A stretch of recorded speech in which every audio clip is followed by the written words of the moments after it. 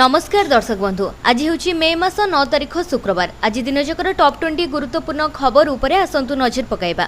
भिडियोटी को शेष पर्यंत देखंतु, मात्र किछि समय मध्यरे जानि परिबे आज दिनर संपूर्ण खबर। ता पूर्वरु चैनल रे नुआ थिले चैनल को सब्सक्राइब करी पाखरे आसुथिबा बेल आइकन को ऑन करी रखंतु, एमिति प्रतिदिन लेटेस्ट न्यूज सर्वप्रथमे देखिबा पाई। तबे आसंतु संपूर्ण खबर उपरे नजर पकाइबा। आजिर प्रथम खबर, प्रधानमंत्री आवास योजना 2 हिताधिकारी को मिलिबो प्रोत्साहन राशि। प्रधानमंत्री आवास 2 रो प्रचार प्रसार एवं योजना रे योग्य हिताधिकारी चयन पाई केसिंगा विज्ञापित अंचल परिषद कार्य आरंभ करिछि। एने पौर परिषद सद्भावना सभागृह रे प्रधानमंत्री आवास 2.0 रो सचेतनता शिविर अनुष्ठित होइछि। तेबे एही योजना माध्यम गरीब बस्ती बासिंदा निराश्रय एवं भूमिहीन व्यक्ति को किभली पक्का गृह जोगाई दिया जिवो प्रधानमंत्री आवास 2.0 से विषय में विस्तृत भाव में आलोचना करा जायछि। प्रधानमंत्री आवास 2.0 रे सहायता राशि 2.5 लाख टंका सहित 4 मास मध्यरे गृह संपूर्ण करी 20,000 सरकारी प्रोत्साहन राशि एवं 6 मास मध्यरे 10,000 प्रोत्साहन मिल पारिबो। नंबर 2, खूब शीघ्र राज्य में आरंभ हेबो मुख्यमंत्री बस सेवा। राज्य कैबिनेट रे मिलिला मंजूरी। उपकृत हेबे राज्यवासी। गड़िबो नुआ बस। महिला दिव्यांग एवं किन्नर मानकु मिलिबो 50% रिहाती। से भली छात्र वरिष्ठ नागरिक माने मध्य 50% रिहाती रे यात्रा करि परिबे। ए प्रस्ताव समेत 5टी विभाग रो 8टी प्रस्ताव को कैबिनेट रे मंजूरी मिलिछि।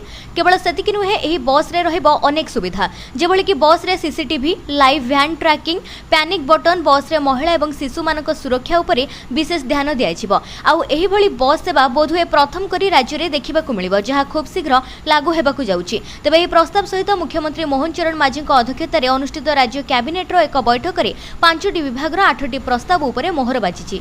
नंबर 3, राज्य में आज भीषण ताती एवं गुळुगुळी अनेक स्थान में ग्रीष्म लहरी आशंका सृष्टि होइछि। पाणीपाग केन्द्र सूचना अनुसार आज 13 तारिख जाए विभिन्न स्थान में ग्रीष्म लहरी सहित उष्म एवं आर्द्र स्थिति रहिबार संभावना रही। फल ताती बढ़िबा सहित प्रबल गरम एवं गुळुगुळी अनुभूत हेबो। एथि सहित झांझी पवन बहिबार संभावना रही। एहाकु नै केतेक जिला को पाणीपाग विभाग येलो वार्निंग जारी करिछि। सेहिभଳି 13 तारिख जाए वर्षा पई कोनोसी सतर्कता जारी होई नथिबा बेले एही समय रे किछि स्थान में हालुकारू मध्यम धरणर वर्षा हेबो बोली पूर्वानुमान करा जायछि। तबे 12 एवं 13 तारिख बेलकू ग्रीष्म प्रवाह आहुरी बढ़िबा नै आकलन करा जायथिबारु एही 2 दिन पई 7टी जिला को येलो वार्निंग जारी होइछि। एही जिला गुडी मध्यरे झारसुगुड़ा, सुंदरगढ़, बरगढ़, सोनपुर, संबलपुर, बौद्ध, बलांगीर आदि जिला रहिछि। सेहिपरि उष्म एवं आर्द्र स्थिति पई गजपति, गंजाम, नयागढ़, पुरी, खोर्धा, कटक, जगतसिंहपुर, बालेश्वर, भद्रक, केन्द्रापड़ा एवं जाजपुर जिला को हाई अलर्ट जारी होइछि। नंबर 4, राजधानी भुवनेश्वर को प्रदूषण मुक्त करने को अंटा भिड़ी राज्य सरकार। एथिपाई प्रमुख छकरे 23टी ईवी स्टेशन निर्माण होबाकू जाउछि। परिवहन विभाग एवं बीएमसी रो मिलित भाबरे एही सब स्टेशन निर्माण करिवे। राज्य रे समुदाय एभली भाबरे 100टी ईवी स्टेशन निर्माण करबा पई योजना करिछि परिवहन विभाग। भुवनेश्वर रे उत्तर जोन रे 9टी, दक्षिण पश्चिम जोन रे 6टी एवं दक्षिण पूर्व जोन रे 8टी जगह रे एही ईवी स्टेशन निर्माण कराजिवो। सेति मध्ये कलिंग स्टेडियम, रूपाली छक, मास्टर कैंटीन एवं शिशु भवन छकरे प्राथमिक पर्यायर काम आरंभ होइछि। एक घरोई कंपनी एही ईवी स्टेशन निर्माण करबा को योजना करिछि। प्रति ईवी स्टेशन पई 400 वर्ग फुट रो जगह राज्य सरकार जोगाई देबे। नंबर 5, बढ़िला ताजमहल सुरक्षा सहयोग करने को पर्यटकों को आह्वान। ताजमहल सुरक्षा को नहीं पुणी थरे हाई अलर्ट जारी होइछि। निकट में पाकिस्तान रे होइतिबा आतंकी आक्रमण एवं ऑपरेशन सिंदूर पर केन्द्र सुरक्षा को नहीं खास निर्देश आसीछि। एहा परे ताजमहल रो येलो जोन रे सुरक्षा व्यवस्था को कड़ाकड़ी करा जायछि। ताजमहल परिसर एवं आखपाख सुरक्षा घेर को मजबूत करा जायछि। ताजमहल येलो जोन रे हाई अलर्ट कर दिया जायछि। 9टी चेकिंग बैरियर, 6 वाच टावर एवं 8टी बुलेट प्रूफ मोर्चा 24 घंटा एक्टिव रहिछि। परिसर भितर एवं बाहर सीसीटीवी कैमेरा उपरे कड़ा नजर रही। ताजमहल चारिपाखरे चेकिंग फ्लाइट उपरे अतिरिक्त फोर्स नियुक्त होइछन्ति। आखपाख होटेल को सबु बेले जांच करा जाउछि। पर्यटकों को सहयोग पई अपील करा जिबा सहित कोनोसी भी संदिग्ध गतिविधि उपरे तुरंत कार्यानुष्ठान नेबा पई निर्देश होइछि। नंबर 6, बढ़ुछि युद्ध आशंका। अत्यावश्यक सामग्री महजूद रखिबाकू निर्देश देले अमित शाह।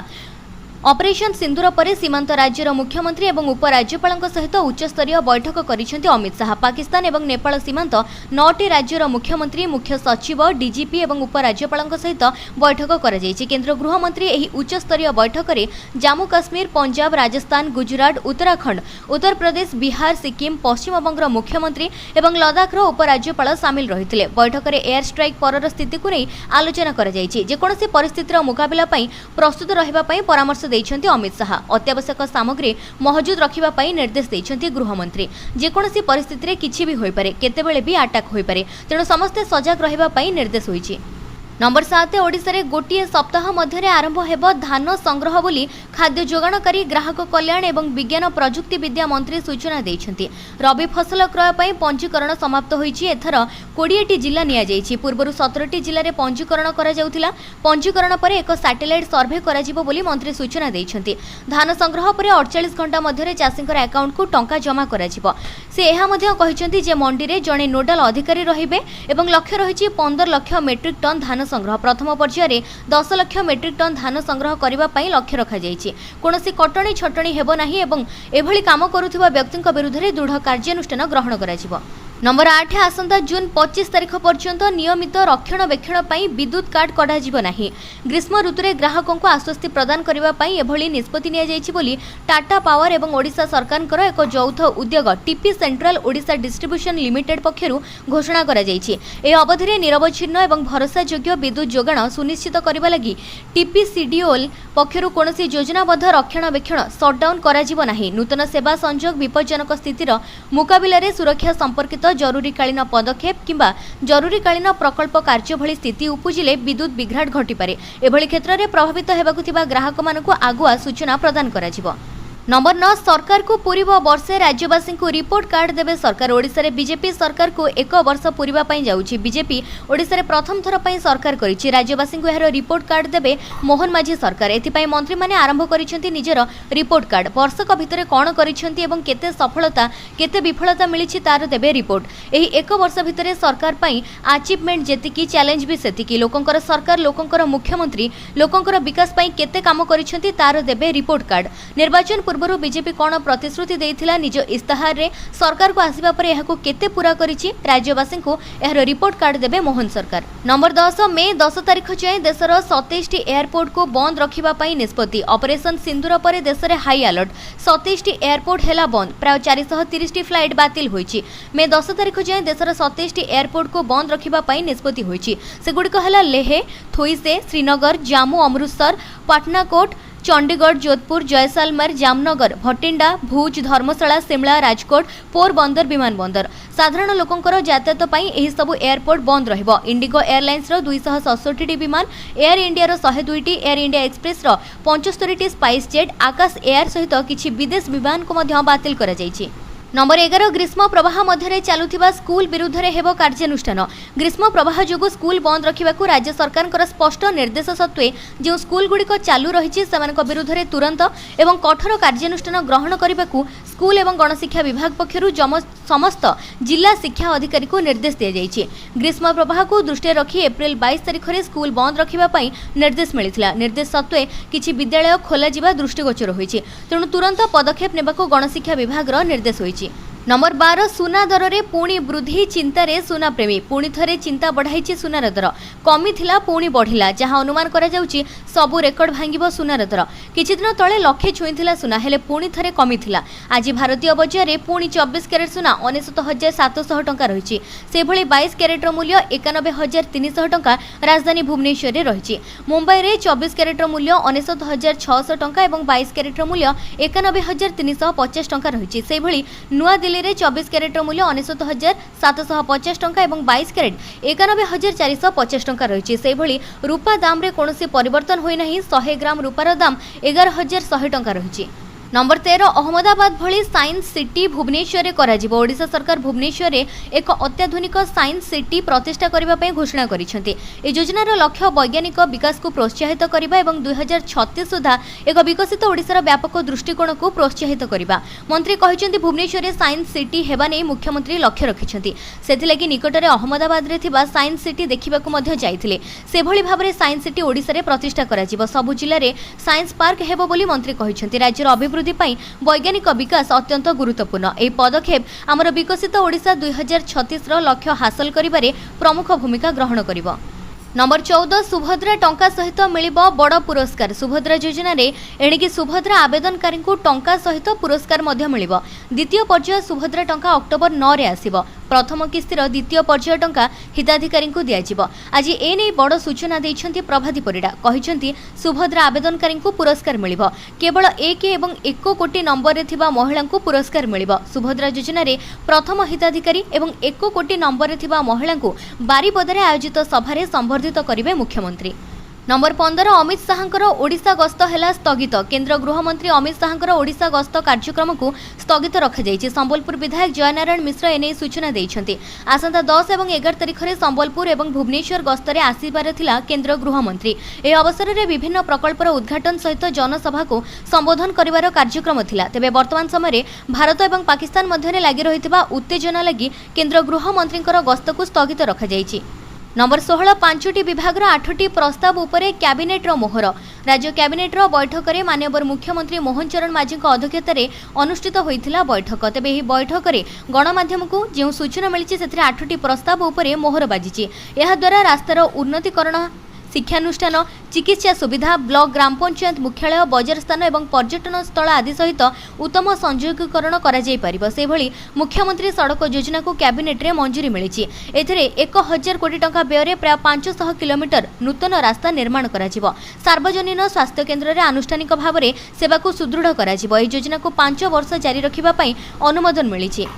नंबर 17 पाकिस्तान रो समस्त फिल्म ओटीटी बैन कला भारत। जातीय निरापत्ता को दृष्टि रखी भारत रे कार्य करुथिबा समस्त OTT platform, media streaming platform एवं मध्यस्थी मानकु पाकिस्तान रो समस्त वेब सीरीज, चलचित्र, गीत, पॉडकास्ट एवं अन्य स्ट्रीमिंग मीडिया विषयवस्तु को तुरंत बंद करने को केंद्र सूचना एवं प्रसारण मंत्रालय निर्देश देछि।